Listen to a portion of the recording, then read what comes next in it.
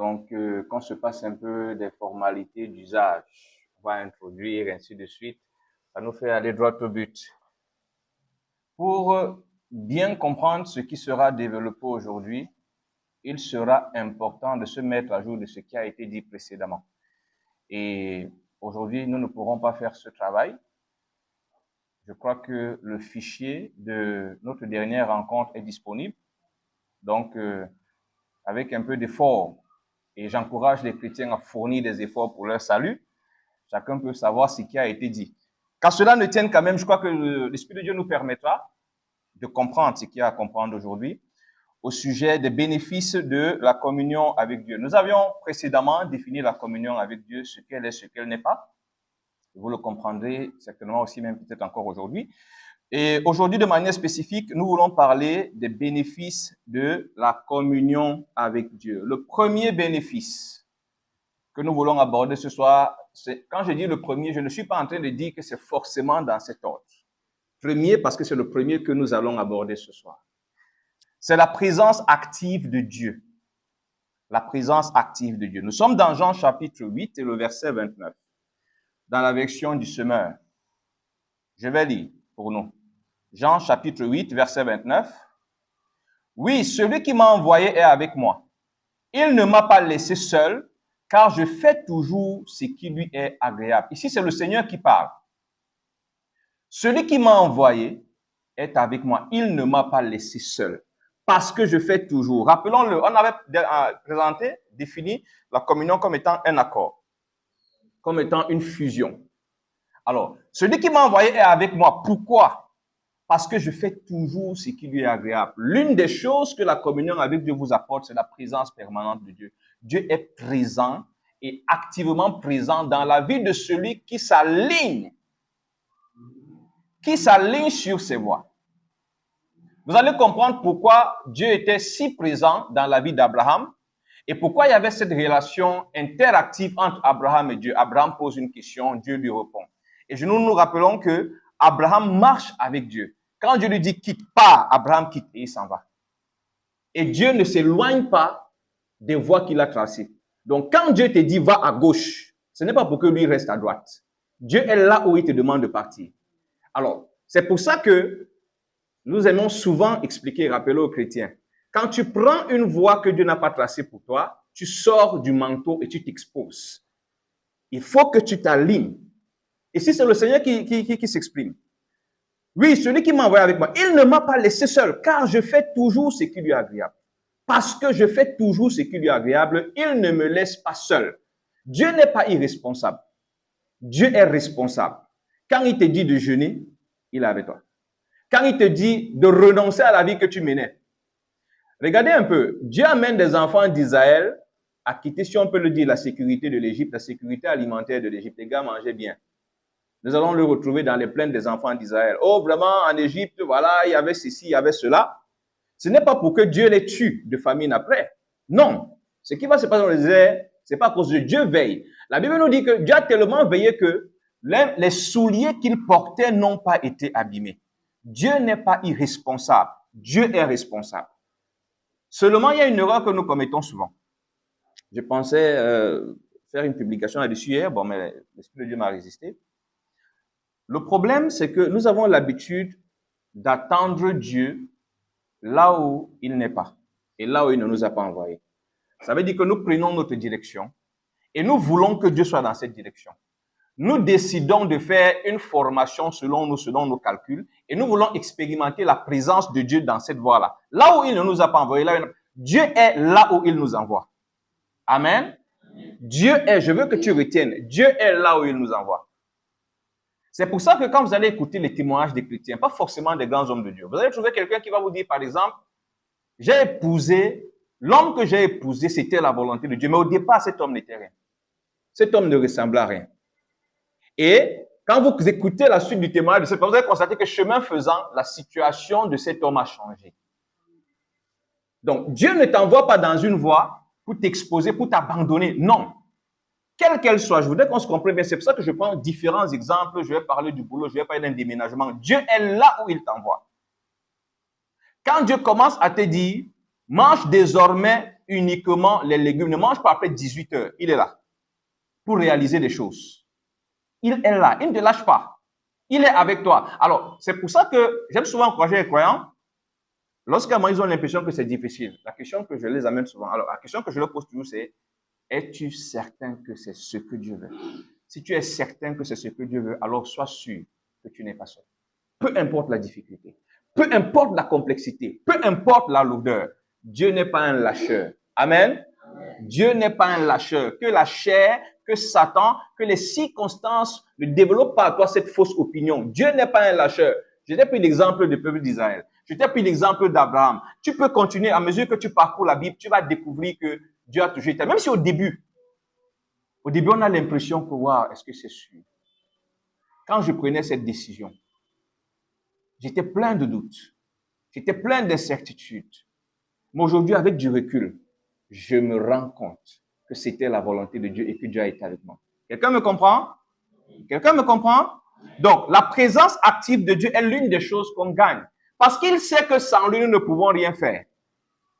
Ce qu'il nous demande de faire, la vie qu'il nous demande d'embrasser, la voie qu'il nous demande de suivre, il sait que de nous-mêmes, ça ne sera pas faisable.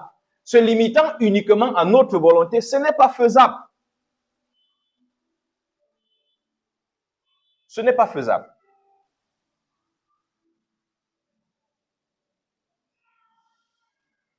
La présence active de Dieu est donc l'un des bénéfices de la communion avec Dieu. Nous avons pris l'exemple de Jésus et nous avons rappelé tout à l'heure, le Seigneur est là où il nous envoie.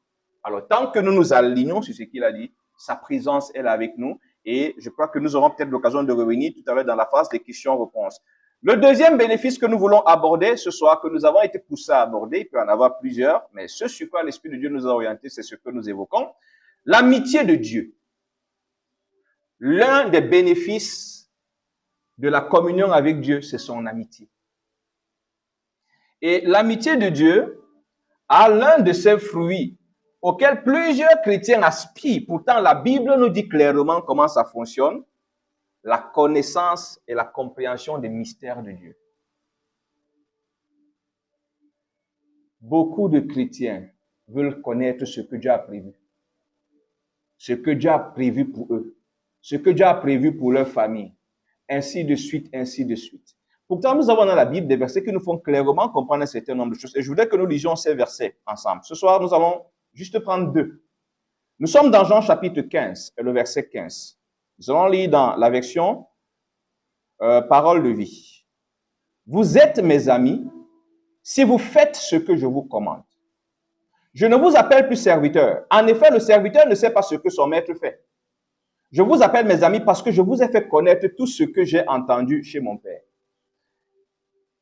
J'aime souvent cette portion de l'Écriture pour montrer un peu, pour parler souvent de ce que j'appelle la progression dans la relation avec Dieu. Au début, ce sont des serviteurs, de simples automates, de simples exécutants. Ils n'ont pas part au secret de Dieu. Ce que Dieu cache dans son cœur, ils ne connaissent pas. Ils ont juste des tâches qu'ils doivent faire. Lève-toi, va évangéliser. Va faire ceci. Va faire cela. Maintenant, ils progressent. Ils sont entraînés, entretenus dans les mystères du Père. Le Seigneur leur transmet tout ce qu'il a reçu du Père. Ils ne peuvent plus être des serviteurs. Ils deviennent des amis. Nous allons voir cette relation d'amitié dans la vie d'Abraham. Mais je voudrais que nous revenions ici. Qu'est-ce que Jésus dit d'abord? Vous êtes mes amis si vous faites ce que je vous commande. Là, c'est le verset 14. Le verset 15. Je ne vous appelle plus serviteur. Si vous faites ce que je vous commande, si vous vous alignez, vous êtes mes amis. Et je profite pour nous faire comprendre, au cas où ça nous aurait échappé. Résister à Dieu, c'est être l'ennemi de Dieu. C'est le principe fondamental du diable. S'opposer. L'opposition à Dieu est une forme d'inimitié. C'est l'inimitié contre Dieu. L'ami de Dieu ne s'oppose pas à Dieu. L'ami de Dieu cède à Dieu. Donc, vous êtes mes amis si vous faites ce que je vous commande. Je ne vous appelle plus serviteur. Le serviteur ne sait pas ce que son père a prévu. Le serviteur ne sait pas ce qui est prévu en 2024. Le serviteur est un automate qui attend la traversée. Amen. Amen. Il attend la traversée. Quelqu'un va l'informer de ce qui est prévu en 2024. Parfois, après qu'il a donné une enveloppe de 50 000, quelqu'un maintenant fait une prière proportionnelle à son offrande. Je veux une parenthèse, j'ai entendu une chose comme ça. Il y a un mec qui m'a appelé un jour, dans une église où il est parti. Il m'appelle le 31 décembre, le téléphone sonne, je prends le téléphone. Parce que, excuse-moi, je suis dans une situation là, on doit être à l'église, mais on a dit à l'église que chacun prenne 5 sujets, ils mettent dans l'enveloppe et qu'ils mettent une offrande conséquente. La prière, ça devait être pas la prière, sera conséquente ou proportionnelle à son offrande. Je lui ai dit, bon, de toutes les façons, je ne sais même pas comment tu fais pour me poser cette question, puisque tu connais mon enseignement et mes valeurs. Je ne sais même pas comment tu fais pour me poser la question là. Donc, le serviteur attend, quand on va faire abracadabra pour lui, alors que l'ami, le Seigneur lui dit, voilà ce qui est prévu. Nous devrions quand même être révoltés. Hein. Ceux de l'autre côté, pendant le mois de novembre, sont déjà au courant de ce qui se passe l'année prochaine, des résolutions, ainsi de suite. Même dans notre administration, je crois que le budget de l'année prochaine devrait déjà, c'est avant la nouvelle année, non?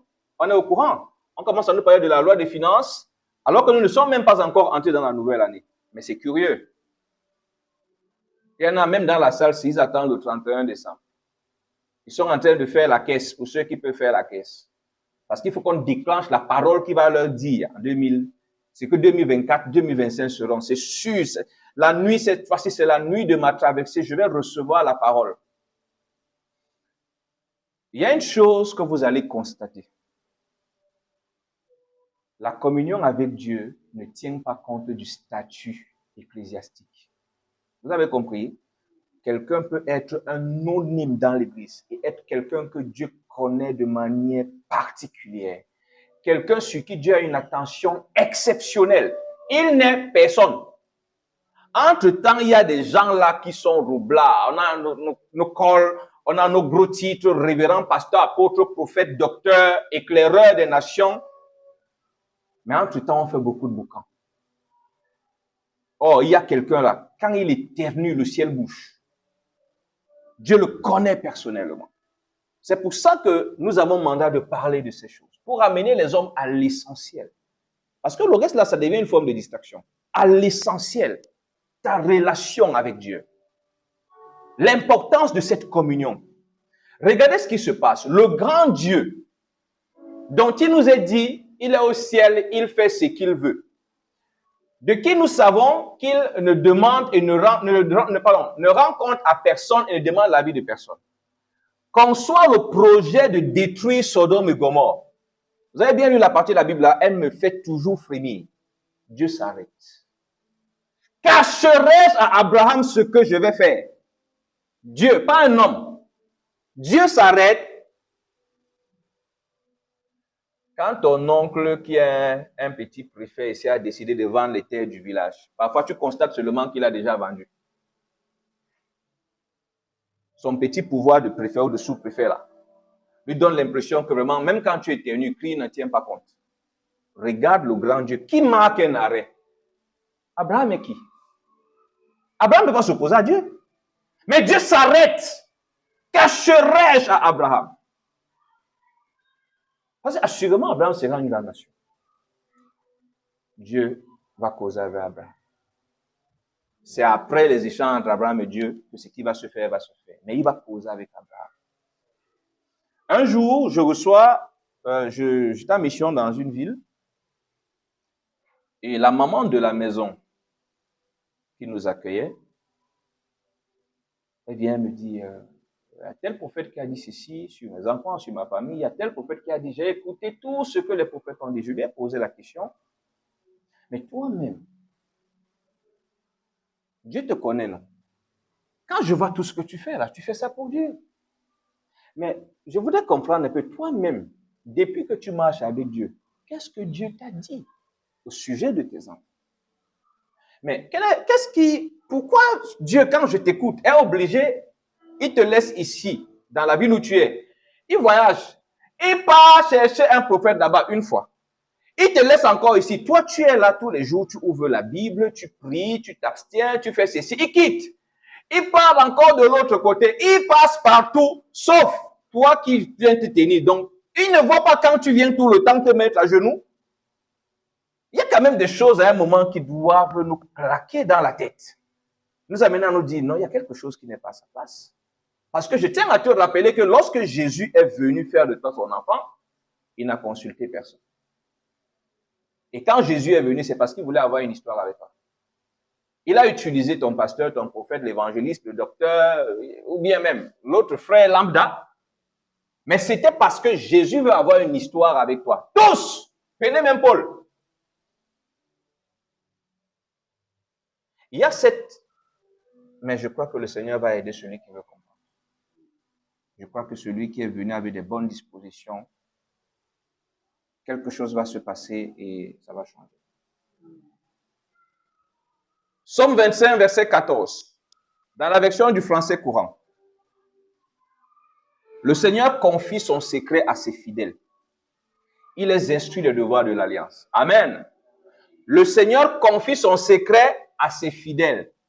Il y a une chose que nous allons constater dans la Bible. Ça ne plaît pas à ceux qui ont, comment je vais dire, une certaine perception de Dieu. Mais on va se rendre compte que Dieu fait la distinction. Qu'on le veuille ou pas. Prenez les vases d'honneur, les vases d'usage vil, les paniers de figues et tout le reste. Prenez plusieurs exemples dans la Bible. Mais vous allez vous rendre compte que le plus souvent, dans cette différenciation, il y a toujours quelque chose qui renvoie à la démarcation de la personne.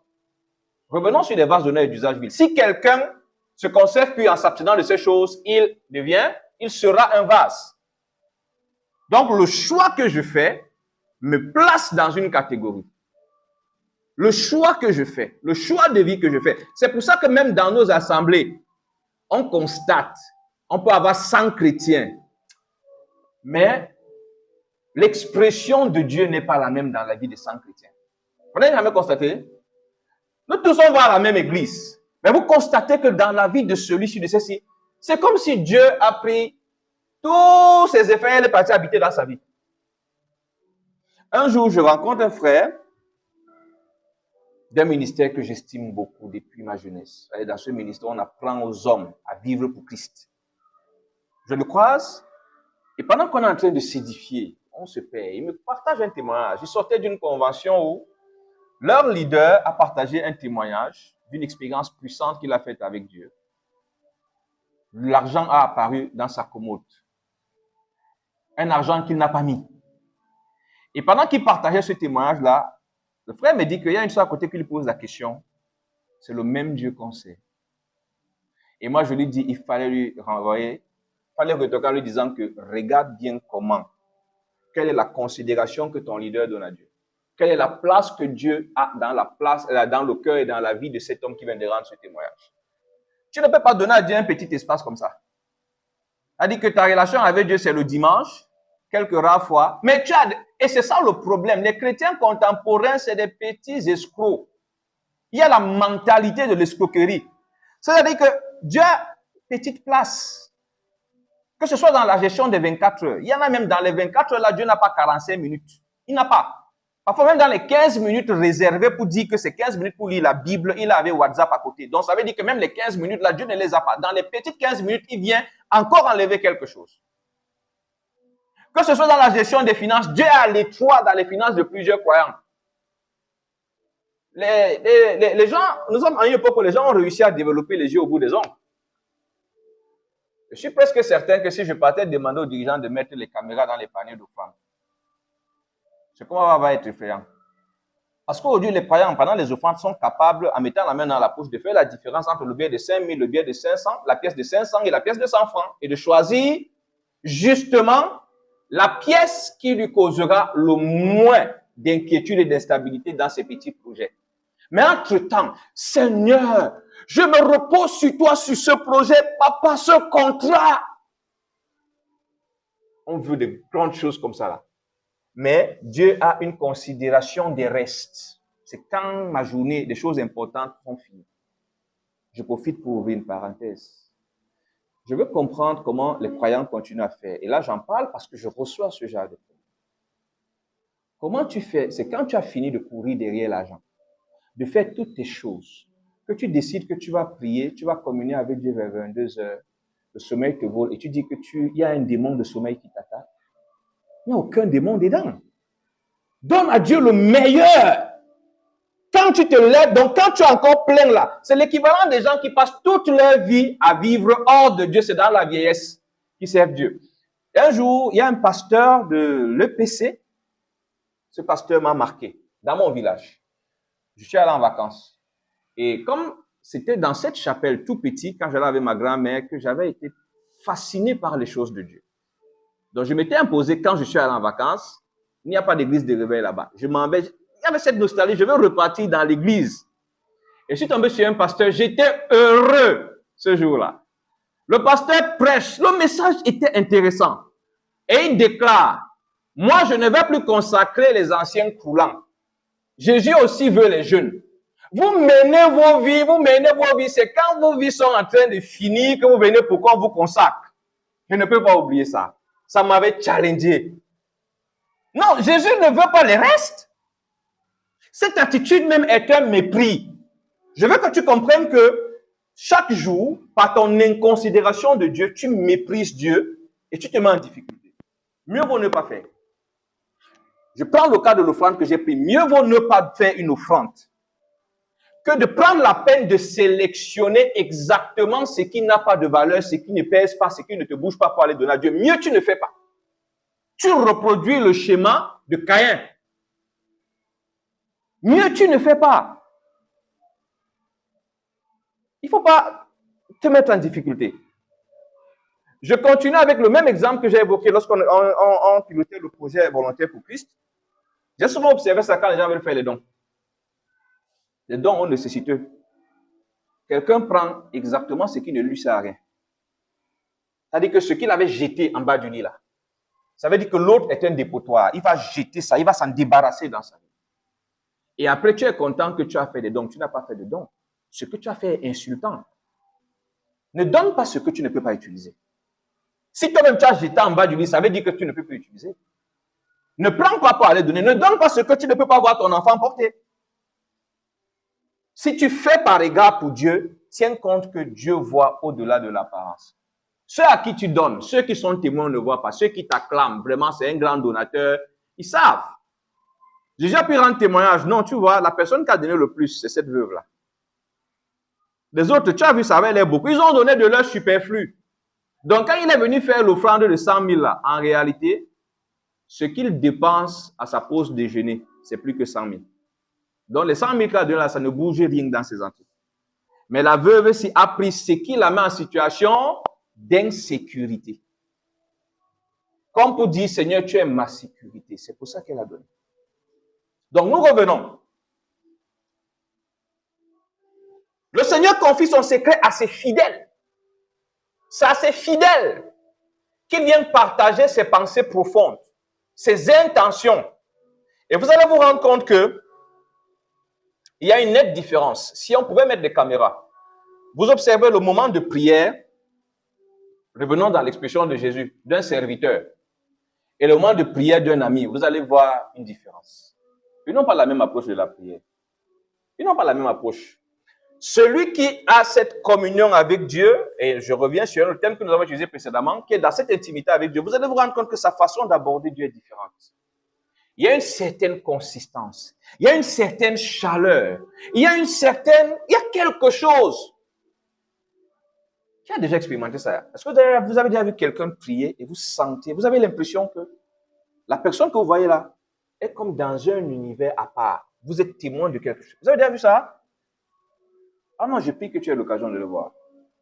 Tu rencontres quelqu'un, tu vois un frère qui est en train de prier et tu sens par l'esprit en toi que ce frère, même si je le vois là, il est dans un univers à part avec Dieu.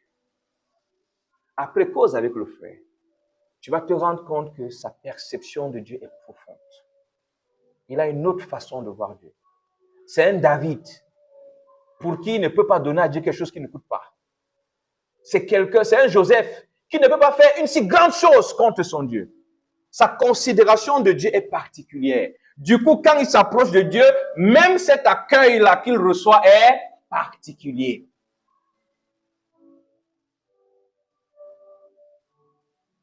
Aujourd'hui, on a beaucoup de profiteurs. C'est-à-dire que des gens qui vont rencontrer Dieu comme s'ils allaient rencontrer un marabout. Je m'explique, j'explique encore bien, tu comprends. Voilà une année qui va bientôt se terminer. J'aimerais voir des chrétiens qui ont pris des retraites. Sur le rapport des retraites de l'année, il n'y a eu aucune retraite qui soit orientée à leur satisfaction. C'est-à-dire qu'il a pris les 7 jours, les 14 jours. Mais quand on regarde au final, il n'y avait rien qui le concernait lui personnellement. Il y avait des sujets, Seigneur, je veux t'aimer plus. Il pleure devant Dieu parce qu'il constate qu'il n'aime pas assez Dieu. C'est Dieu qui lui dit que mon ami arrête. Là, tu vois ce qu'il ne va pas. Il y a des sujets où il est en train de dire, Seigneur, le mensonge veut me finir, Seigneur. Il y a des retraites où il est en train de dire, Seigneur, j'en ai marre de cette situation. Ma famille te méprise parce que je ne suis personne. Je suis pas en train de dire, Seigneur, élève ma tête pour qu'on cesse de m'insulter. Ça a l'air d'être identique, mais c'est différent. C'est différent. Celui qui vit pour Dieu voit les enjeux par rapport à Dieu. La gloire de Dieu, le nom de Dieu. C'est par rapport à ça qu'il fait. Celui qui vit pour lui se sert de Dieu pour se réaliser. Et en apparence, on a l'impression que c'est la même chose. Oh Seigneur, Seigneur, fais-moi voir ta gloire. Ou alors, il y a cet autre chant que j'aime bien. C'est le chant de Seigneur, Seigneur, relève ma grandeur. Pas forcément parce que c'est Dieu. Parce que je suis fatigué, que ma petite sœur me manque de respect. Par rapport à moi. J'ai pas mal pour dire que cette situation de misère, je constate qu'elle est en train d'affermir ma famille dans l'incrédulité. Or, je veux qu'ils te connaissent. Donc, quand je crie à Dieu, c'est parce que je me rends compte qu'on est en train de le mépriser. On rejette sa parole. Un jour, après, je crois, 4 ans, je n'avais pas fréquenté. Je retourne à l'école, j'avais fait une alliance avec Dieu. Ceux qui me suivent souvent, j'en ai déjà parlé. Dieu fait sa part, je retourne à l'école. Et je veux commencer à évangéliser. J'ai repris au lycée en 3e, je suis entré au lycée en 3e, je partais évangéliser, je prends en terminale. Terminale, oui, en fait, le bâtiment des terminales. Je rencontre un jeune homme qui m'a sonné avec le français, Seigneur. Il a tourné mon cerveau, il parlait, je parle. Je suis rentré dérangé. Je suis allé directement dire au Seigneur, rends-moi intelligent. Pour que ce genre de choses ne se présente plus, que les hommes ne refusent pas d'écouter ta parole. Parce que je n'ai pas les mots. Parce qu'ils ont un niveau d'expression trop élevé. Seigneur, je prie. Je n'ai pas su à quel moment. Mais j'ai fait un constat quand même. Mais Dieu sait créer les matchs retour. Hein. Ça, je vous assure. En fait, à mon niveau, je constate régulièrement ça.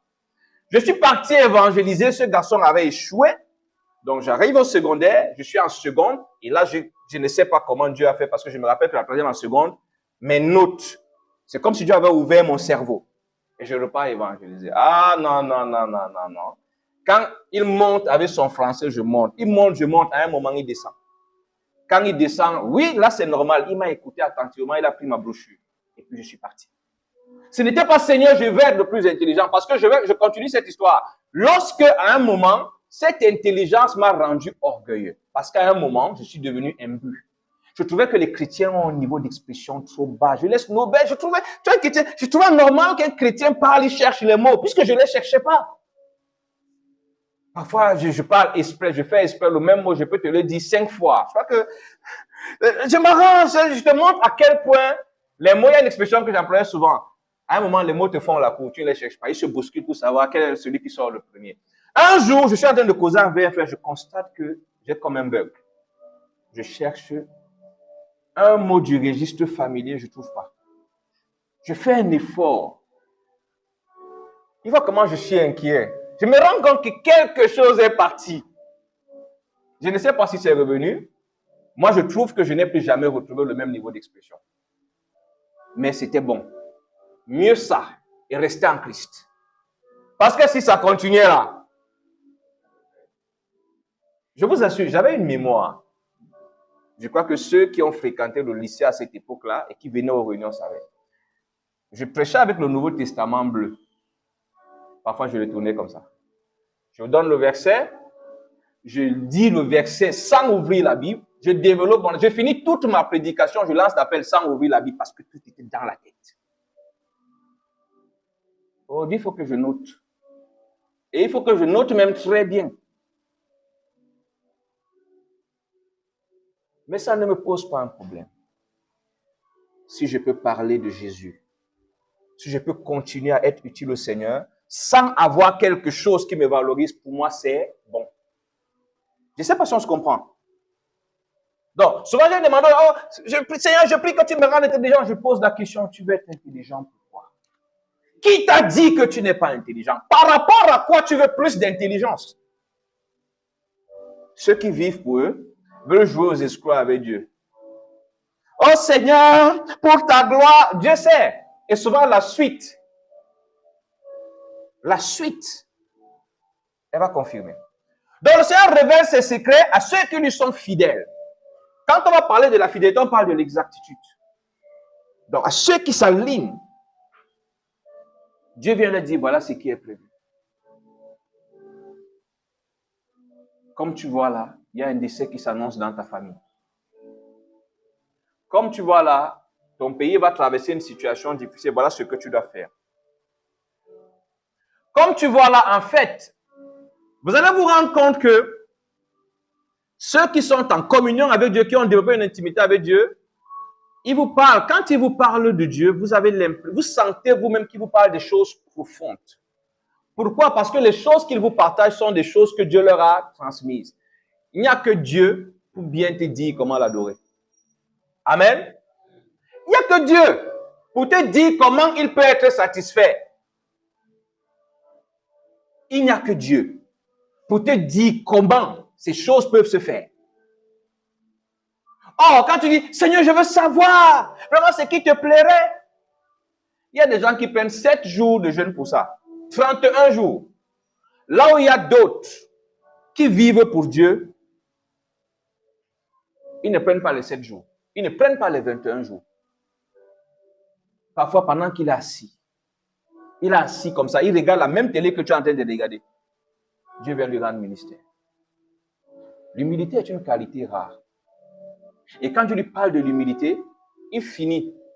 C'est maintenant après qu'il cherche les versets pour bien comprendre que c'est Dieu qui est en train de lui parler. Amen. Au début, les premières années de mon mariage ont été très difficiles. Très difficiles. Et comme j'aime souvent le dire, du fait de mon immaturité. Et un jour, je me dis, mais tiens, pourquoi quelque chose que Dieu a institué pour le bonheur de l'homme, pour moi, ma part, c'est seulement le casse-tête. Il y a forcément quelque chose que je n'ai pas compris. Avant ça, j'avais l'habitude de trouver toujours du tort à ma femme. Toujours. C'est-à-dire que forcément, elle n'est pas assez ci, elle n'est pas assez ça. Mais le jour où, c'est pour ça que j'aime souvent partager cette expérience aux gens. Le jour où j'ai dit, il y a forcément quelque chose que moi, je n'ai pas compris. Je ne vais pas dire au Seigneur, enseigne-moi. Parce qu'entre temps, je lis des livres, les livres ne m'apportent rien. Des livres, je les lis, mais je sens que ce n'est pas ça. Alors, je prie. Quand je suis venu de rendre ministère, je suis en train de rentrer sur mon chemin. Le Seigneur commence à m'instruire sur la confiance. Je m'arrête parce que chez moi, c'est une habitude et je la recommande aux gens. C'est pour ça que je marche toujours, soit avec un téléphone, avec des applications qui permettent d'écrire. Alors, en fait, je m'arrête. Je m'arrête, je commence à noter. Je note. C'était profond. Quand je finis, je continue ma marche. J'arrive à la maison, je me mets à genoux pour rendre grâce, Seigneur, merci vraiment. Et dans ma tête, Dieu vient de me donner un puissant message pour l'Église. Pendant que je rends grâce, j'entends cette voix. Est-ce que ta femme connaît les mots de passe de tes différents comptes, mails et tout le reste? C'est là que mes yeux s'ouvrent. Je me rends compte qu'en fait, Dieu a pris la peine de m'enseigner d'abord un principe fondamental qui manquait dans mon couple, que je ne pouvais pas trouver dans les livres. Et a pris la peine de bien me l'expliquer. Avant de venir me dire que bon, monsieur, maintenant on se sert de cet enseignement-ci pour nettoyer ton couple, là, les bizarreries que tu as fait entrer dedans. Quand ça commence, mes yeux s'ouvrent. Je reparcours l'enseignement, je commence à voir toutes les failles. écrit à ma femme. À l'époque, il y a une application qu'on utilisait. Elle voit seulement les messages Elle me dit, qu'est-ce qu'il y a? J'ai dit que non, pardon, ce que j'ai écrit, la garde ça. J'ai envoyé le mot de passe. Voilà mon compte, voilà le mot de passe. Voilà le mot de passe. Voilà le mot de passe. Voilà le mot de passe. Quand tu vas venir, il va t'expliquer. Ça fait partie de ces privilèges que nous avons. Lisez posément l'histoire d'Abraham. Vous n'allez pas voir un moment où Abraham a été préoccupé. Dieu n'a pas répondu. Observez. Même quand à un moment, il a l'impression, quoi qu'on nous le présente comme le père de la foi, il a l'impression qu'il est en train de partir sans rien. Dieu vient le rassurer. Dieu vient le rassurer. C'est pas seulement pour Abraham, le Dieu d'Abraham. C'est incohérent, hein? On a souvent dit, les bénédictions d'Abraham sont le Dieu d'Abraham, mon Dieu aujourd'hui. Il y a ça dans ta vie. C'est nous-mêmes les chrétiens qui sommes en train de faire. Les gens croient que la Bible est un livre dépassé et que les histoires de la Bible sont fabriquées. Je t'assure, le même Dieu qui dit à Abraham, sors. Quand tu regardes les étoiles, le même Dieu aujourd'hui peut te dire, viens, allons marcher. Souvent, ils sont appelés ça les marches prophétiques. Allons marcher. Regarde là. Regarde là. Et il t'enseigne. Il y a un message, mais ça, je n'en parle pas aujourd'hui. Dieu peut le faire. Tu es avec moi? Mais c'est pour celui qui n'a pas une autre vie. Celui qui a tout investi en Dieu, c'est-à-dire que je n'ai pas une autre vie. Ma vie, c'est Dieu. Et ce qui le prouve, c'est le fait que tu es oui, amen, Seigneur. Comme on a chanté ici dernièrement. Dieu dit à gauche, gauche. C'est gauche qui est bon. Je ne veux pas savoir si ça me plaît ou pas. À droite, comme tu as dit, papa. Comme tu as dit, à droite. Lève-toi. Non, c'est bon. Je ne veux même pas savoir. On a dit que le rhumatisme est debout, papa. C'est debout? Non, c'est bon. Ça me va. Couche-toi. C'est ça, c'est bon. Non, c'est l'essentiel. Ce que tu dis, c'est ça qui est. Ce que je pense, ce que je veux, là, c'est rien. Pourquoi ça est difficile? Déjà, même dans la perception. Or, j'aime souvent nous rappeler, quand nous regardons la vie de Jésus, Jésus nous montre ce que le chrétien doit être. Jésus nous montre que malgré la grande onction, on a ce moments comme lui, où il a eu son âme a été tissue jusqu'à la mort. Celui qui pouvait faire des choses exceptionnelles, changer l'eau en vin, il y a eu ce moment d'angoisse. Il nous montre le chemin, il est parti prier. Il a exprimé de manière sincère. Père, toutes choses te sont possibles. Vraiment, cette coupe, je n'en veux pas. Après, il s'est rappelé que, hey, prière égoïste. Non! Là, je prie par rapport à moi. Toutefois, non pas ce que je veux. Ce que tu veux. Ce que tu veux, Seigneur. Pour que vous compreniez, à cet instant-là, Jésus ne considérait plus ce qui faisait sa peine. N'est-ce pas? Non, même si ça me fait mal, si c'est ce que tu veux, c'est bon. Je voudrais que tu comprennes au passage que il y a des difficultés dans ta vie qui sont indispensables à la maturation de ta foi, à la construction de ton caractère et à l'enrichissement de ton enseignement. C'est-à-dire qu'il faut que tu traverses certaines difficultés, que tu aies certaines batailles pour demain être capable de dire quelque chose de consistant. Souvent, c'est dans ces challenges et ces difficultés que Dieu construit la consistance de ton enseignement ou de ton témoignage. Il y a des gens, quand ils s'asseyent, ils te parlent du haut de ton titre de pasteur. Tu as envie de dire, Seigneur, je veux croire. C'est comme s'ils n'avaient pas cru. Je dis des gens, sans titre, tu l'écoutes. Tu écoutes son histoire avec Dieu. Tu écoutes une bataille qu'il a menée. Tu te rends compte que non, celui-là. Tu as même l'impression que si tu touches seulement ton épaule comme ça, là, il te communique quelque chose. Vous avez déjà rencontré ce genre de personnes? Moi, je l'ai déjà rencontré. Le plus souvent, c'est des gens qui ne sont pas très grands, ne sont pas très frappants, ils n'ont pas de grandes pages avec des grandes vues. Il y a des gens que tu rencontres. Des gens qui vivent pour Dieu. Ce que Dieu dit, c'est ça qui est bon. Vous écoutez parfois les sacrifices avec lesquels Dieu les a engagés, vous comprenez que c'est toujours le Dieu d'Abraham. J'ai un de mes fils, j'aurais aimé qu'il soit là, bon, mais Dieu sait comment il fait ces choses. un jour, pendant qu'il préparait son voyage pour l'étranger, l'une des difficultés qu'il avait, c'était obtenir un rendez-vous. C'était très difficile d'avoir un rendez-vous. Je me rappelle d'époque là, c'était pénible. Difficile, difficile. Et puis un jour, quand il réussit à avoir un rendez-vous, parce qu'il fallait caler, à l'époque, il me disait, tu restes devant la machine, tu vois un intervalle. Dès que tu vois une fenêtre ouverte, c'est là que tu essaies de te positionner. Quand il obtient son rendez-vous, qu'il a longtemps attendu, il entend une voix qui lui dit, annule. Annule le rendez-vous. Il annule le rendez-vous. Il me demande, c'est quoi ça? J'ai dit, c'est pénible. Après, Dieu dit, je pars. Il obtient un rendez-vous, il dit encore, annule. Il annule. Et après, Dieu dit, je veux te montrer que c'est moi qui décide. Que ce n'est pas impossible. Prenez un exemple comme celui-là. Voilà quelqu'un, au-delà des versets bibliques, qui vient d'apprendre. Je crois que j'ai expliqué ça à la dernière rencontre. Qui vient d'apprendre le caractère illimité du pouvoir de Dieu. La Bible le dit, mais lui, il vient de le comprendre par une expérience. Une telle personne, quand il commence à te dire, mon frère, Dieu peut. Il est loin quand il te dit ça. Il est dans les profondeurs des choses qu'il a apprises par la douleur. Mais lui, il te les donne avec les versets, puisque tu as besoin de versets. C'est la version que tu digères facilement. C'est l'un des problèmes aussi aujourd'hui. Certains croyants ont l'appétit des versets, pas trop parce qu'ils aiment Dieu. C'est ça qui leur donne une certaine impression de spiritualité. La tête remplie de versets, la vie vite. Le cahier rempli de versets, la vie vite. Dieu, ce n'est pas le nombre de mots, le nombre de versets. Dieu, c'est la vie. Dieu est une vie. Une vie qu'on mène. Dieu est une vie qu'on mène, pas une religion qu'on pratique. Une vie qu'on mène. Il y a la vie de Dieu.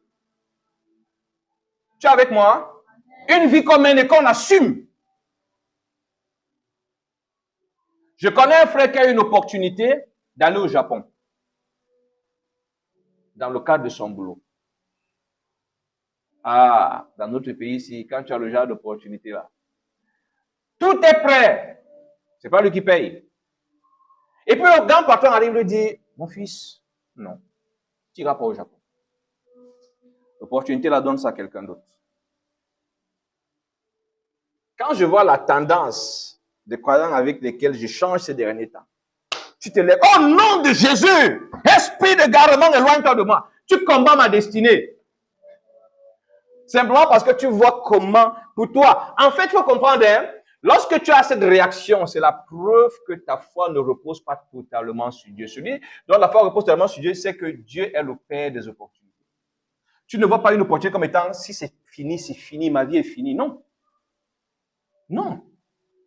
Tu ne vois pas une opportunité comme si ta vie en dépendait. J'ai vu des gens faire cette erreur avec le mariage. Un jour, il y a une jeune sœur qui vient me voir. Sa mère qui est quand même dans la foi depuis. Il y a quelqu'un, un inconverti, qui voulait l'épouser. L'argument fort que sa mère utilise, c'est qui sait si, est-ce qu'une autre opportunité va se présenter? J'étais dans une position délicate parce qu'il fallait absolument que je parle à cette jeune fille sans l'amener à mépriser sa main et la foi de sa mère. Mais ça montre dans quel état plusieurs parmi nous se trouvent. Et ça trahit la fragilité de ce que tu appelles foi en Dieu. C'est pour ça que je crois que notre prochain sujet, c'est quoi là? Notre prochain sujet qu'on a annoncé? Se confier en Dieu. Se confier en Dieu. Il faudrait qu'on en parle. Quand tu regardes une opportunité perdue, dès que tu sens que tu vas la perdre, tu commences à paniquer. Non! La Bible dit que ceux qui se confient en l'Éternel renouvellent leur force. Ils ne sont pas... Me voilà. Maintenant que c'est parti, qu'est-ce que je vais devenir? Voilà même ça. Non! Ceux qui se confient prennent l'envol comme les aigles. Non, c'est passé. Papa, tu peux. C'est rien, c'est passé. Tu peux. Ce que je sais au fond de moi, c'est du béton. Ça m'amène à ne pas céder au chantage. Tu as l'impression. Et c'est là que beaucoup tombent. Si je paye ça, Qu'est-ce que je vais devenir? Je vous dis, il y a plusieurs sœurs, surtout nos sœurs. Nous avons plusieurs sœurs qui sont en train de souffrir le martyre à cause de ça. Parce que ce que les gens mal affermis, il faut le dire. Les gens mal affermis autour d'elles sont venus lui dire que, regarde, ma soeur, tu as 47 ans. Qui te dit que tu vas encore avoir un homme? Bon, leur conseil n'est pas méchant à la base, hein? Ça part d'un bon sentiment. Mais je dis ils sont mal affermis parce que celui qui est vraiment affermi ne te dira pas ça. On est d'accord, non? Je ne voulais pas qu'on fasse semblant. Celui qui est vraiment affermi au-delà des versets bibliques, c'est-à-dire qu'il a lu, et ces versets bibliques sont devenus une réalité, ne te donnera jamais un pareil conseil. Il va te dire, même à 50 ans, Dieu peut. Mais comment tu as lu l'histoire de Sarah? On chante même ça, c'est quoi là? À 90 ans, Sarah a conçu, alléluia. Chantez un peu ça, un peu. J'ai oublié le chant. Non, c'est le refrain là qui m'intéresse. Ah ah! Est-ce que tu as besoin de panique? Ah! Vous constatez comme moi que toutes les personnes qui chantent, ce sont les femmes? Une personne affermie a fait cette expérience et quand elle t'en parle, ce n'est plus parce que c'est écrit. Je disais à un frère qui est en train de se marier aujourd'hui, dans la semaine, je lui donnais un conseil qu'un serviteur Dieu m'avait donné quand j'étais dans la même situation. Il m'avait dit, le serviteur Dieu m'avait dit, Dieu est le Dieu des morts subites, même à la dernière minute. Ce serviteur Dieu me le disait partant de son expérience. Quand il me l'a dit, ma première réaction, c'était, je sais, mais tonton, regarde, c'est samedi, on est jeudi. J'ai expérimenté ça. J'ai vu Dieu à la dernière minute. À mon tour, j'avais dit quoi? La Bible dit, enseignez-leur à observer ce que je vous ai prescrit. Comme j'ai appris, c'est ce qu'il a dit à ce jeune frère que ce n'est plus parce que c'est écrit dans la Bible. Il y a un temps où il doit y avoir une progression. Hein? L'histoire avec Dieu commence par c'est écrit. C'est écrit, là sort du papier. Ça entre en toi. Ça devient un acquis. On est en train de modifier la Bible à mesure que les années passent. Il y aura un temps où tu ne pourras pas trouver la Bible papier avec la même consistance. Le meilleur récipient pour que la parole authentique demeure, c'est en nous. Il faut que cette parole devienne des caractères, des attitudes, un système de pensée et qu'on dépasse le papier. Il faut sortir la Bible du papier. Amen. Il faut la télécharger. C'est pour ça que dans le cours sur la méditation, j'aime souvent, il y a cet exercice-là pour ceux qui nous suivent. Je parle souvent de résolution et d'action immédiate. Parce qu'il faut sortir le verset biblique du domaine de la théorie, l'implémenter, vite récupérer sa substance vivante, rapidement. C'est le plus important. Tu as lu là-bas que le soleil ne se couche pas sur votre colère. Tu as lu ça, c'est écrit, ça peut rester là. Il faut que ça devienne un principe, que tu arrives au stade où tu n'es pas confortable. Il est 20 heures. Tu n'es pas confortable parce qu'il y a dans toi un sentiment de colère. Avec X, Y. Oui, ce verset maintenant, tu peux dire, ce verset, cette partie de la Bible, si vous voulez déchirer. N'est-ce pas? Je n'ai plus besoin du papier. C'est déjà là. À chaque fois, tu voulais déchirer le papier. C'est déjà là. C'est bon, c'est déjà une vie. Parce que c'est ça la finalité, c'est que ça devienne une vie. Si ta vie de méditation ne produit pas la vie de Dieu à mesure que tu médites, tout ce que tu fais là, je ne sais même pas si tu aimes la littérature. C'est tout. Nous revenons à notre verset. Le Seigneur confie son secret à ses fidèles. Il les instruit des devoirs de son alliance. Voilà comment on doit faire. Voilà comment ça se passe. Voilà ce que j'attends de toi de manière spécifique. À la dernière rencontre, je pense que nous avons évoqué ça. Nous avons évoqué, à la lumière de la parole de Dieu, si on peut appeler ça le mystère de la compréhension, de la révélation de la volonté de Dieu, c'est dans Romains. Pourquoi certains croyants ne connaissent pas, ne parviennent pas à connaître ce que Dieu attend d'eux?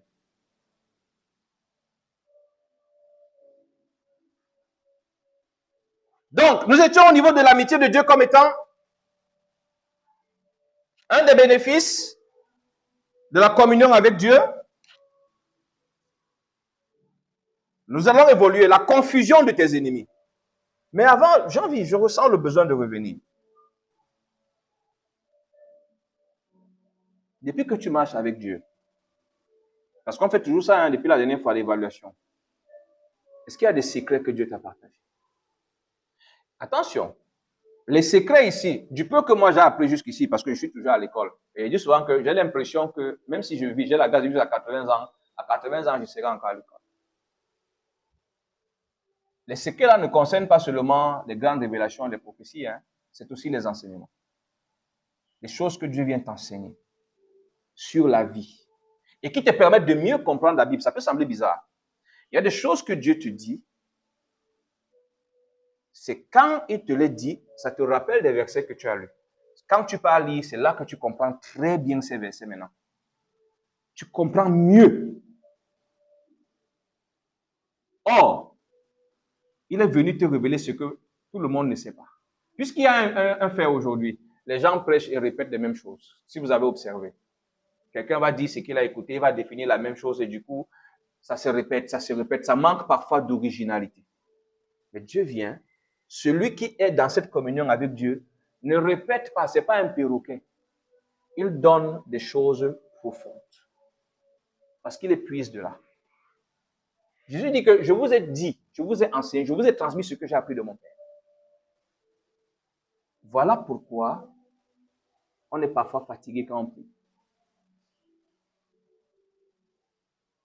Il y a certains enseignements, certaines révélations que Dieu réserve pour un certain type de personnes.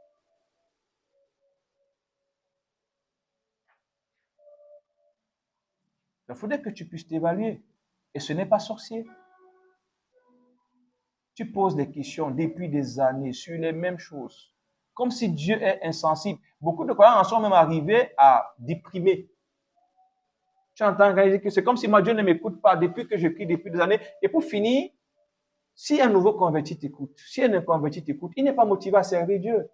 Ça donne l'impression que Dieu est un père trop indifférent, trop distant, trop absent. Tu cries depuis 5 ans pour le même problème. Depuis 10 ans, te voilà sur le point de te décourager. C'est vrai que ce n'est pas du tic au tac que Dieu viendra te répondre, non.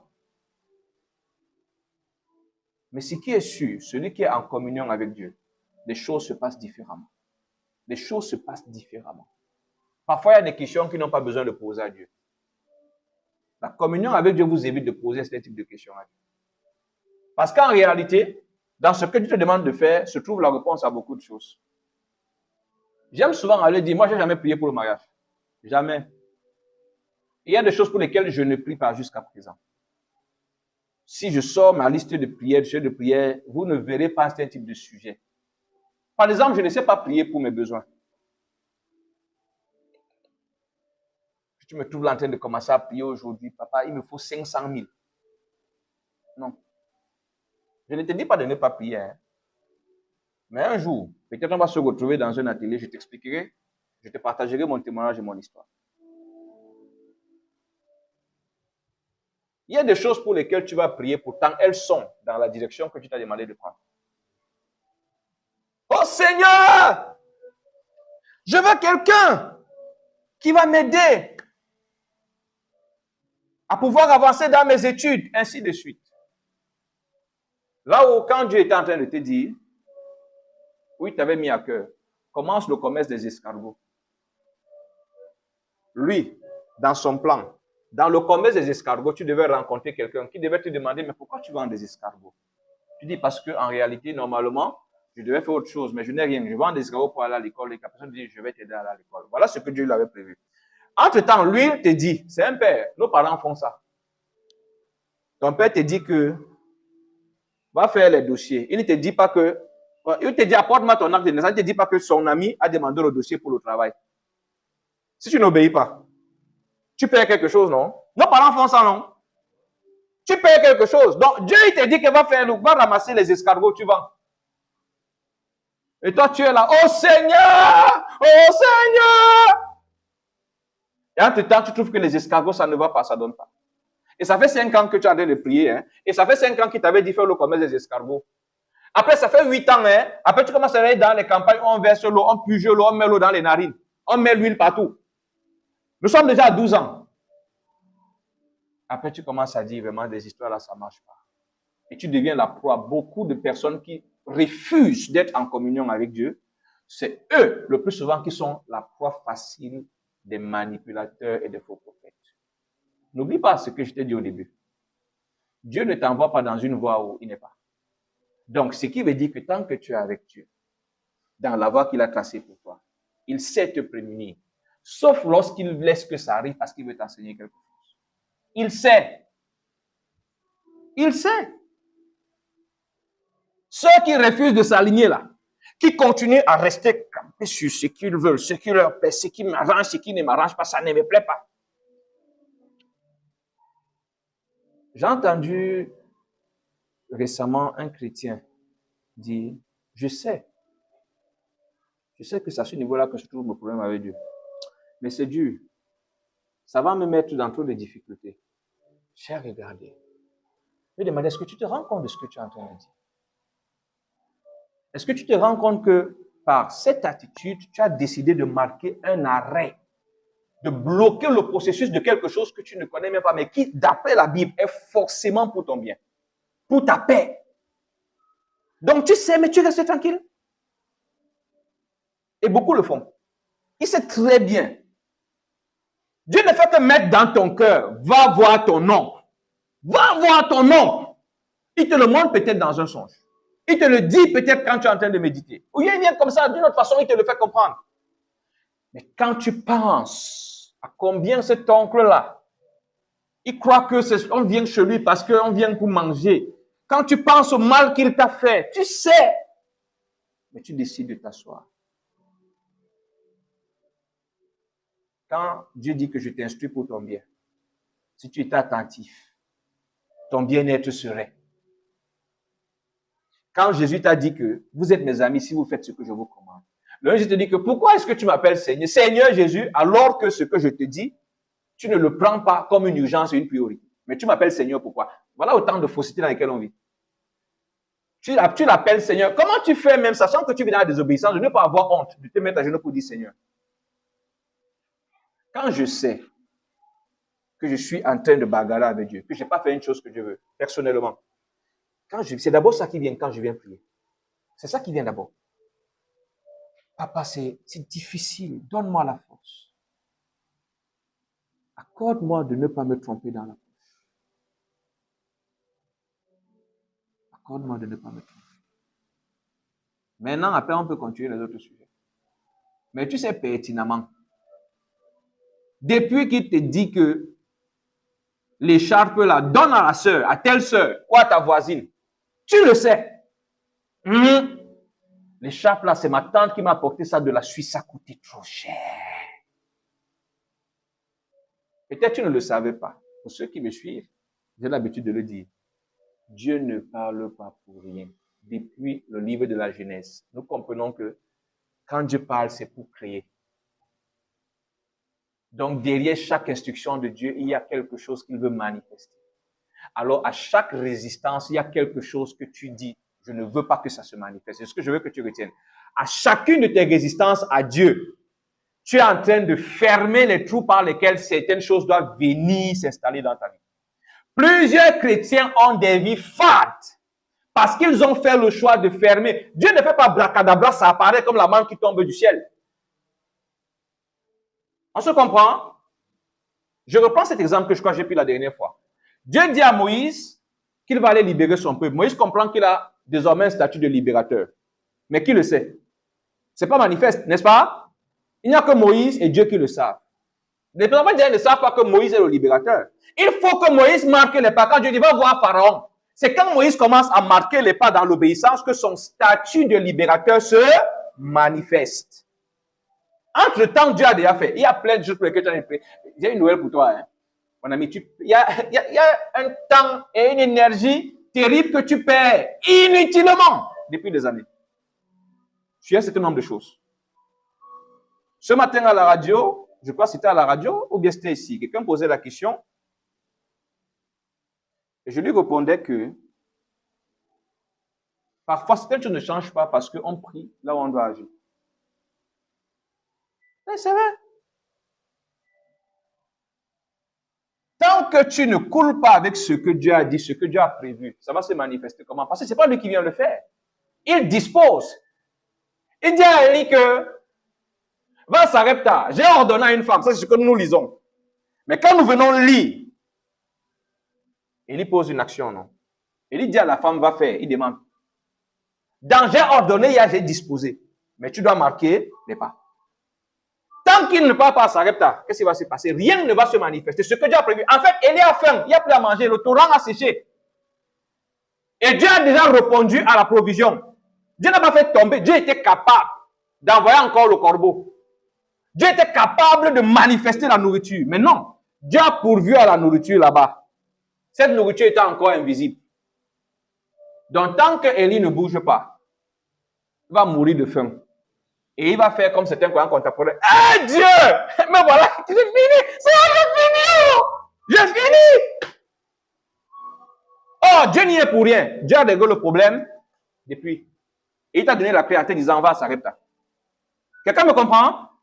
Dieu a réglé le problème. Les gens qui continuent à se faire escroquer parfois sur le mariage, le travail là, souvent, je ne dis pas toujours, Dieu a réglé le problème depuis, il t'a donné la clé. Tu as pris la clé, tu as gardé ici parce que tu as plus important à faire. Et comme tu aimes l'agitation, tu as gardé la clé et tu continues les rallyes de prière pour le travail et pour le mariage. Continue. De toutes les façons, qui se fatigue? Dieu ne se fatigue pas. Dieu ne vieillit pas. C'est toi qui vieillis. Plus tôt tu vas te lever pour t'aligner, plus vite tu vas voir ce que Dieu a mis dans le secret, ce que Dieu a prévu dans le secret pour toi. Il a déjà disposé. Marche pour le manifester. Amen. Le prochain bénéfice que nous allons voir, la confusion de tes ennemis. Nous sommes dans Proverbes chapitre 16, le verset 7. Voilà ce que dit la Bible. Quand l'Éternel approuve les voies d'un homme, il dispose favorablement à son égard, même ses ennemis. Quand l'Éternel approuve les voies d'un homme. Pour qu'on comprenne bien. Il amène tes ennemis, malgré eux, à se ranger de ton côté. À faire parfois de manière inconsciente. C'est-à-dire qu'ils font des choses en ta faveur sans savoir que c'est ce qu'ils sont en train de faire. Ils deviennent des marionnettes dans la main de Dieu. Proverbe chapitre 16, verset 7. J'ai lu dans la version de Louis II. Quand l'Éternel approuve les voies d'un homme, il dispose favorablement à son égard, même ses ennemis. Quand il approuve, quand il est d'accord, quand cet homme et lui sont en accord, il utilise même ses propres ennemis pour le bien de cet homme. Pour le bien de cette personne. Il y a une chose que j'ai régulièrement observée. J'ai observé ça au début, dans mes débuts du ministère au lycée. C'était récurrent. J'ai 2 cas comme ça qui sont restés dans ma tête. À l'époque, on subissait toute persécution. Je ne sais pas si on persécute encore les croyants aujourd'hui. Et comme on évangélisait, il y avait beaucoup de jeunes qui se convertissaient. Le premier cas, c'est ce papa. Il a même menacé les dirigeants avec une arme à feu un jour, quand ils sont allés chez lui. Le papa prend la décision d'enlever ses enfants, il doit les envoyer à Gaoundéré, étant sûr qu'il a réglé le problème. Yeah! Quand les gars sont arrivés à Gaoundéré, le feu s'est seulement multiplié. L'évangélisation était là-bas, c'est-à-dire que leur foi a complètement explosé encore. Premier cas. Deuxième cas, il y a un autre. Lui, ça, à cette époque, c'était plus moi le dirigeant, il y avait quelqu'un d'autre. Et je me rappelle, un jour, je tenais une conférence quelque part, la fille avait assisté. Et son père était un monsieur, je ne sais pas s'il vit encore, un monsieur influent, avec de très bonnes relations. Je me rappelle à cette époque, j'étais encore chez mon père, tout jeune encore. Je suis dans ma chambre. La fille a traversé mon père au salon, le niveau de panique. Traversé, il y avait une pièce intermédiaire. Le bruit, je sors quand je la croise. Mon père, ton père. Je sors. Je vois le monsieur. Bonsoir. Vous étiez où aujourd'hui avec il donne le nom de sa fille. Je ne vais pas donner le nom de sa fille ici. Il dit, nous avions une conférence et tout. C'est vous qui êtes au lycée et tout. Je dis, non, j'ai quitté le lycée depuis.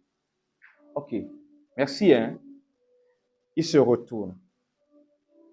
Le saut que ce papa a fait pour gifler cette fille, c'est son chauffeur qui s'est interposé. Parce que c'est comme s'il s'est envolé avec la gifle. C'est son chauffeur qui a arrêté la fille et il s'est tourné comme ça là. Même moi, en ce moment, j'ai frémi. Je suis rentré, j'ai commencé à prier.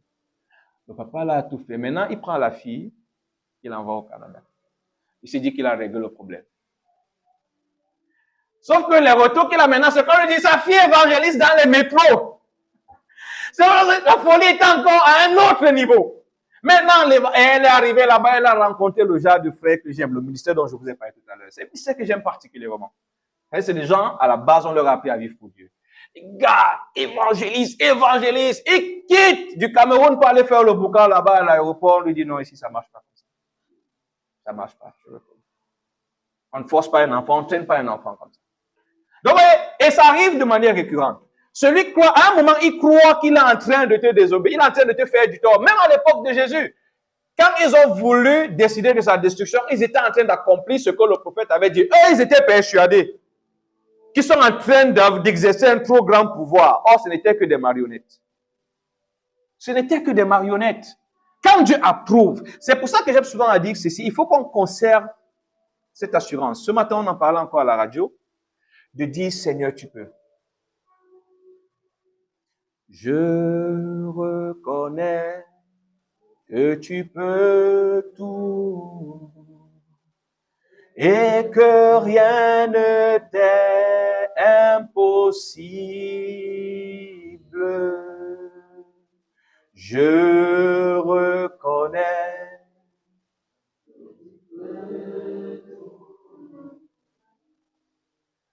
Et que rien ne t'est impossible. Amen. Voilà quelle doit être la position de quelqu'un qui est en communion avec Dieu. C'est-à-dire que quel que soit ce qui se passe, je sais. Ce n'est même plus que j'ai entendu, je sais. Et c'est cette attitude, c'est cette conviction qui t'amène, quand il le faut, à venir devant Dieu. Parce que tu sais qu'il peut. Tu sais qu'il n'a pas de limite. Tu sais qu'il n'y a pas un domaine, une question, un aspect sur lequel il ne peut pas intervenir. Tu as cette assurance-là.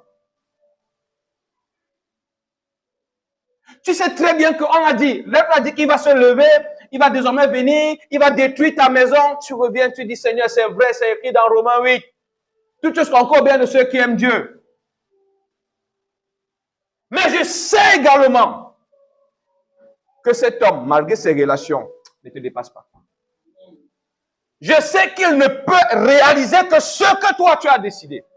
Parce que de toutes les façons, ma vie ne dépend pas de lui. Celui qui décide sur ma vie, c'est toi. Donc du coup, je ne gère pas que c'est un homme méchant. Je ne dis pas, Seigneur, envoie ton feu pour le détruire. Comment? Je ne le gère pas. Je n'appelle pas le feu de Dieu sur lui. Est-ce que j'ai des comptes avec lui? Ce n'est pas mon adversaire, cet homme. Cette femme, ce n'est pas mon adversaire. Souvent, on a une mauvaise façon même de gérer certaines batailles dans nos vies. Non, je ne veux pas. C'est pas ça. David, quand il est en train de fuir son fils, il y a Siméi qui le maudit.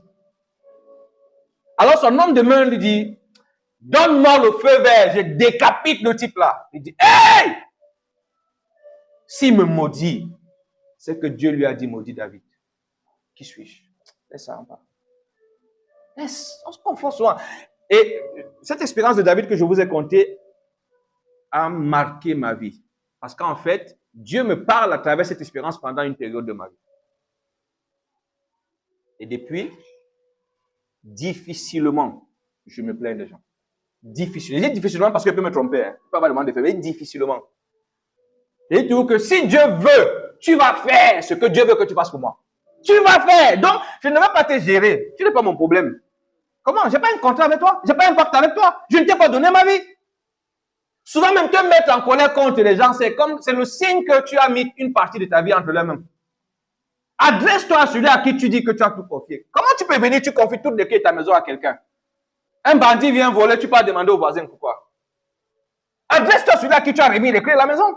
Bon, c'est aussi vrai que peut-être la vérité, c'est que tu as donné les 3/4 des clés à Jésus. Tu as gardé l'autre quart. Ta conscience même te dit que c'est dans l'autre quart-là qu'il y a eu la faille. Dans ce cas aussi, ne pas déranger le voisin. Toi-même dis que mes calculs m'ont eu. Point. Tu digères. La Bible dit que quand l'Éternel approuve tes voies, Il dispose. Et quand tu le sais, tu ne gères pas les ennemis. C'est quoi ce travail-là où tu passes tout le temps tes ennemis? Tu mets tellement d'énergie sur tes ennemis. Matthieu 6,33 ne te dit pas de t'occuper de tes ennemis. Et Matthieu 6,33 te dit que fais du royaume de Dieu et la vie jusqu'à ta préoccupation première. Toi, de lundi à vendredi, tu es sur les ennemis. Je jeûne pour que mes ennemis meurent. J'envoie le feu sur leurs yeux. Je m'attaque à leur poulailler. Quand mes ennemis sont dans la confusion, de lundi jusqu'à dimanche, tu es sur tes ennemis.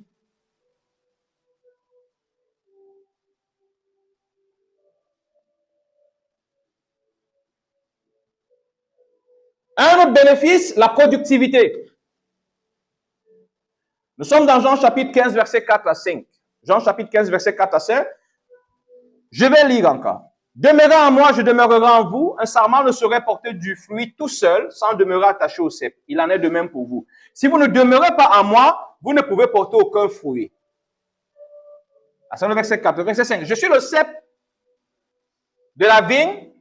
Vous en êtes des sarments. Celui qui demeure en moi et en qui je demeure portera du fruit en abondance, car sans moi, vous ne pouvez rien faire. Celui qui demeure en moi et en qui je demeure, celui avec qui nous fusionnons, porte du fruit. Ta vie en tant que chrétien ne produira rien d'exceptionnel tant que tu ne t'accordes pas avec Dieu. Je n'ai pas dit que ça ne produira rien. J'ai bien dit ne produira rien d'exceptionnel. Fais bien attention. Parfois, il faut que tu aies ce recul, cette hauteur, de ne pas te réjouir des choses qui sont ordinaires. Il ne faudrait pas qu'il y ait mépris ce que je suis en train de dire. Je prends un exemple simple. Tu estimes que les diplômes que tu as, c'est le signe que tu es quelqu'un que Dieu approuve trop. Il y a des diplômés dehors et qui ont même un exercice. Il a fini le premier doctorat, il va faire le deuxième. Il fait le troisième, il fait le quatrième. Et il ne connaît pas Dieu. Il ne connaît pas Dieu. Donc, il n'y a rien d'exceptionnel. Ce qui rend les choses exceptionnelles, c'est leur source. C'est-à-dire qu'on ne peut pas, quand on regarde, tous les éléments ne préfiguraient pas, ne prédisposaient pas à ça. N'expliquaient pas, ne permettaient pas d'entrevoir que ça va arriver. Parce que justement, la source, elle vient de l'infini, de l'illimité. C'est aussi pour ça qu'il y a des croyants qui ont des vies quelconques. Normalement, un enfant de Dieu ne peut pas avoir une vie quelconque. La source qui alimente ta vie n'est pas quelconque. Le cep qui alimente ta vie, je crois que c'est en fonction, c'est ce que le cep donne que les sarments prennent, non? N'est-ce pas? Est-ce que le cep, si le cep est malade, prenons un exemple. Si le tronc est malade, sérieusement affecté, qu'est-ce qui va se passer avec le reste? La maladie va être transmise. Alors, si donc Jésus est justement cette source qui t'alimente, sa nature doit s'exprimer. Oh, Jésus n'est pas quelconque. Jésus n'est pas banal. Jamais la présence de Jésus dans la Bible n'a laissé les choses comme elles étaient. La présence de Jésus a toujours bousculé, a toujours produit du changement. Alors, si tu es ce chrétien-là, par exemple, donc la présence dans un environnement ne change rien. Dans l'entreprise où tu es, ta marque ne se fait pas ressentir. Ta présence, elle est banale. Tu es comme les 5000 employés qui sont là. Dans les réunions même du quartier, c'est pareil. Ta voix n'a aucun écho. Ah. Parce que tant que ça part encore de toi, tant qu'il n'y a pas Jésus, ce qui se dégage de toi, ton aura, c'est influencé par tes origines, ta famille, ton passé. Mais maintenant que désormais tout ça là est balayé et que c'est désormais Christ, on doit pouvoir ressentir l'expression de ce Christ illimité. Des idées, des initiatives, des réalisations, des choses particulières qu'on n'explique pas. On n'explique pas ça par le fait que non, c'est normal, ses parents ont beaucoup d'argent. Non, justement, on constate justement que en temps normal, ça ne devait pas arriver. Quelqu'un me comprend? Ta vie ne produira rien d'exceptionnel en tant que chrétien si tu ne t'alignes pas. C'est en t'alignant. Quand je viens dire aux gens, un jour je me suis retrouvé quelque part, j'ai expliqué aux gens que je me suis marié C'était une formation que je suivais. Et on demande ma situation. Je dis que je suis marié. Et bon, on avait enregistré ça. Un jour, pendant les conversations, on arrive sur un sujet. Et pendant que je suis en train de partager, je partage une partie de mon témoignage. On a suspendu le cours ce jour-là. Tous les commentaires tournaient autour de ce que je venais de dire. Quand j'explique aux gens que je me suis marié j'avais 25 ans, avec 2500, qui sont encore dans le même compte aujourd'hui. Ça, je peux nous le garantir. Cette banque existe. À l'époque, ce n'était pas une banque. C'était... Est-ce que c'était... Oui, c'était une microfinance. Aujourd'hui, c'est une banque. Mais 2500, et j'ai conservé ce carnet-là. De temps en temps, je parle à mes enfants, je leur dis régulièrement que même si Dieu me donnait les moyens de leur laisser des immeubles, s'ils n'héritent pas de l'attachement à Dieu, ils n'ont rien. Ils n'ont rien pris de meilleur. S'ils n'apprennent pas à se confier au Dieu qui est à l'origine de leur histoire, ils n'ont rien. Ils n'ont rien. Cette histoire est facile à comprendre. Parfois, ça peut éblouir. Certains vont trouver que c'est impossible. Mais ceux qui s'approchent, je leur explique comment ça s'est fait. Mais c'est possible. Ça peut l'air normal. Comment tu peux te marier? Ce qui fait donc que, par exemple, moi, j'ai parfois une difficulté. Des lois qu'on impose que, avant que quelqu'un se marie, il doit absolument avoir 1 million. Vous comprenez que je ne peux pas dire une chose pareille. Parce que je suis le témoignage que ça ne peut pas forcément. Ce n'est pas une loi générale. Or, j'avais cette perception.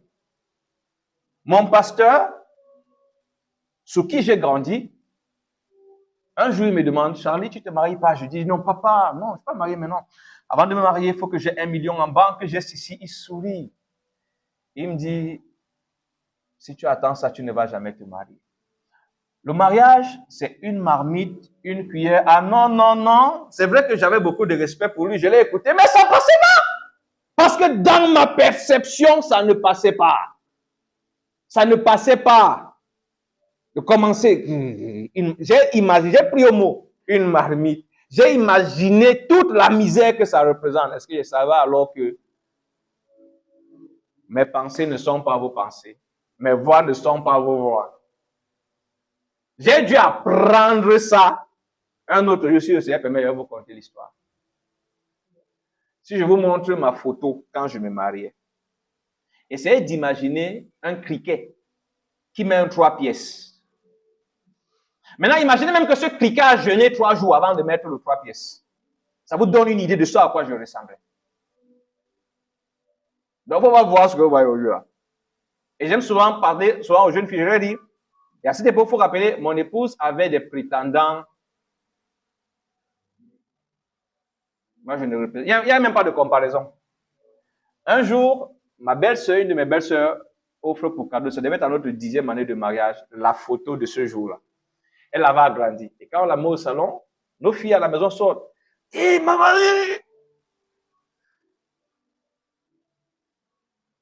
Je me rappelle, je leur pose souvent la question. Posez-vous justement la question. Pourquoi une jeune fille belle, avec tous les prétendants qu'elle avait, a choisi un gars visiblement, comme on dit au quartier camerounais, un rieneux. Visiblement zéro. Physiquement, tu as l'impression que si la moto passe à côté de lui, il s'envole. Mais c'est là-bas qu'elle est partie. Et aujourd'hui, il est ce costaud que vous voyez là, et tout ça là. Je vous ai dit au début que Dieu ne t'engage pas dans une voie sans y être. Au début, ça ressemble à rien. Mais c'est seuls ceux qui marchent avec Dieu, qui découvrent et qui sont capables demain de dire Dieu peut. En réalité, on parle mieux de Dieu, plus efficacement de Dieu en le vivant. Celui qui se contente de parler de Dieu en récitant les versets légers. Christ nous a appelés à être des témoins. Pas des raconteurs, des conteurs. Marie de Magdala, Paul et tout et tout. Parfois, je souhaite que les chrétiens rencontrent quelqu'un de veille qui va te dire que mon ami, tu ne fais que me parler des juifs. Tu es devant moi, tu es Bassa. Je suis Bassa ou je suis Betty, je suis Bamileke au Cameroun. Tu me parles de Paul, d'une autre époque. Nous, on est ici. Tu me parles de choses très lointaines. On est ici. Ici, à notre époque, nous gérons la fiscalité, un certain nombre de choses. Raconte-moi le pouvoir de ce Jésus-là qui se manifeste dans nos réalités. Amen. Parle-moi de ce Jésus avec le Covid. Tu me parlais de la lèpre. La lèpre est passée il y a longtemps.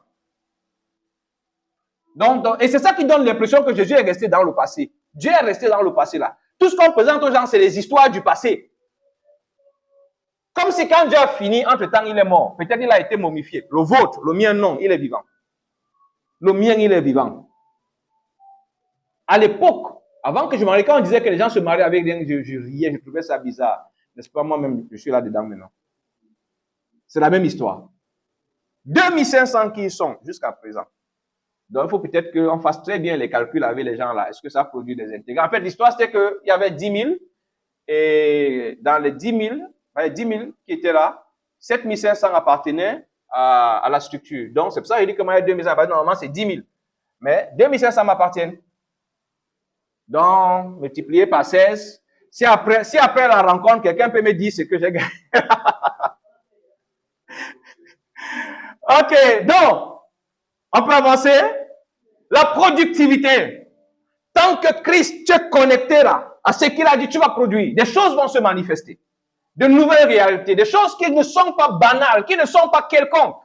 Parce que la source n'est pas banale, elle n'est pas quelconque. Nous avançons rapidement. La sécurité, c'est avec ce point que nous allons terminer. Nous sommes dans Ésaïe chapitre 30, le verset 1. Et là, nous lisons dans la parole, édition Parole de vie. Le Seigneur déclare, quel malheur pour vous, enfants désobéissants. Vous faites des projets qui ne viennent pas de moi. Vous passez des accords contraires à ce que je veux. Vous ajoutez une faute à l'autre. Quel malheur. Quand nous parlons de sécurité, c'est dans ce sens que je sais que quand je fais des choses en accord avec Dieu, même s'il y a des difficultés, Dieu répondra. Parce que je suis en train de suivre ses voies. Mais si je décide de m'engager dans des voies où Dieu ne m'a pas envoyé, je m'expose à un malheur. Plusieurs ont perdu des membres, ont perdu des choses, ont aujourd'hui des marques de la désobéissance, de la rébellion. C'est-à-dire que même étant en Christ, les marques là sont là. Parce qu'il n'a pas voulu communier avec Dieu, il s'est retrouvé dans un mariage qui aujourd'hui handicape sa foi. Parce qu'il n'a pas voulu communier avec Dieu, il s'est retrouvé aujourd'hui dans une relation d'affaires qui empoisonne sa foi. Lui-même, il est auteur de son malheur. Ce qui le perturbe aujourd'hui, c'est lui-même qui a déclenché ça. Satan n'a rien à voir. Et ce qui est bien, Dieu t'aime, hein? On continue. Mais tu vis avec. Tu as beau dire que j'ai compris, entre-temps, ton refus de t'aligner t'a fait avoir un enfant. Dieu va tuer l'enfant. Parfois, il peut tuer l'enfant, mais tu vas avec l'enfant là.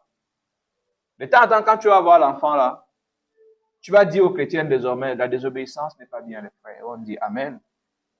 Si tu donnes des versets, ils ne comprennent pas, tu fermes la Bible. Tu dis, en fait, ma désobéissance m'a mis dans une situation. Chacun choisit comment il va être une référence. Judas est célèbre, non?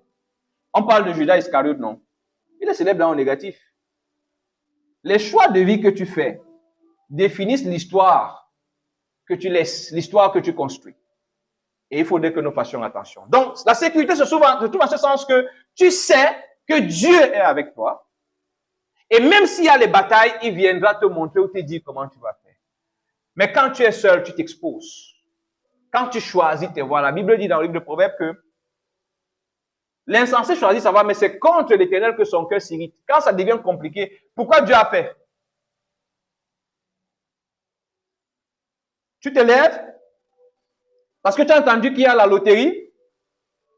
Tu te lèves et que tout le monde a dit que quand tu pars, ta vie change, tu peux aussi faire la loterie. Tu fais la loterie, Dieu laisse jusqu'à tu obtiens même.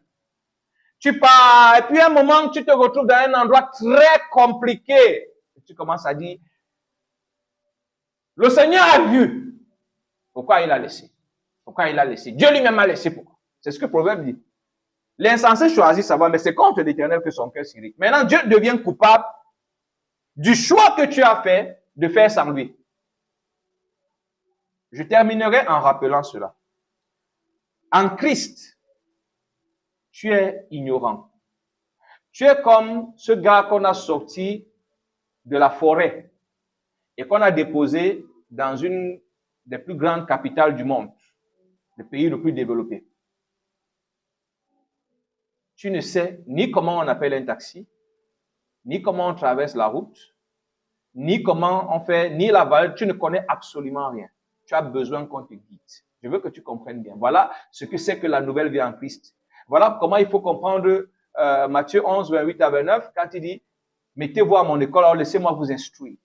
Parce que tu ne sais pas comment ça se passe. C'est une vie que tu ne maîtrises pas. Elle n'a rien à voir avec la vie que tu as abandonnée. Dans cette nouvelle vie, tu as besoin de suivre le guide. C'est lui qui sait où est-ce qu'il a mis ton développement intellectuel, ton développement socio-professionnel, dans quoi? Il sait où il a positionné ton mari, il sait où il a positionné ceci, il sait où il a positionné. Donc, tout ce que tu as à faire, c'est de t'accorder avec lui et le suivre. C'est lui qui sait où se trouve tout ce qui va meubler ta nouvelle vie. Ta nouvelle vie est vide. Comme je l'ai dit, tu sors de la forêt et tu es dans une grande ville développée. Tu ne sais quelle direction prendre. C'est lui qui sait où il va, où est-ce qu'il a réservé la chambre. Quel est le véhicule qu'il va prendre pour que tu arrives là où tu vas vivre. Où est-ce que tu dois aller manger? Quelqu'un comprend? Que le Seigneur nous aide. Nous allons nous arrêter là, nous allons baisser nos têtes et nous allons prier. À l'évidence, on est en train de passer, de faire une diffusion. Pour la phase des questions-réponses, je vais préférer qu'on coupe la diffusion, à moins que vous vouliez que certains de vos problèmes soient rendus publics. Personnellement, je ne trouve pas ça très confortable, parce que quelqu'un peut poser un problème en rapport avec sa vie, il ne veut pas que tout le monde soit au courant.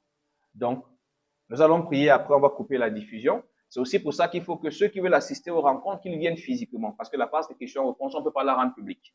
Le message est rendu public, mais cette phase ne sera pas rendue publique. OK. Nous allons prier. Je ne sais pas ce que tu as retenu, mais je vais te laisser le temps d'exprimer, de laisser ton cœur s'exprimer en réponse à ce que tu as écouté, à ce sur quoi Dieu t'a interpellé, à ce sur quoi il t'aurait reconforté. Nous sommes dans la prière.